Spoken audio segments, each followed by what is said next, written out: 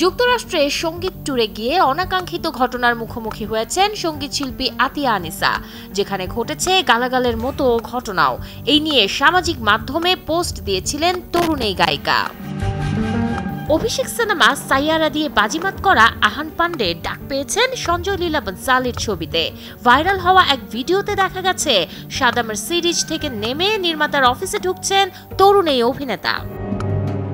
স্বদেশ, দিলওয়ালে দুলহানিয়া লে যায়েঙ্গে, দেবদাস, কুছ কুছ হোতা হে, বীর জারা পেহলির মতো ছবির জন্য জাতীয় চলচ্চিত্র পুরস্কারের দাবিদার ছিলেন শাহরুখ খান।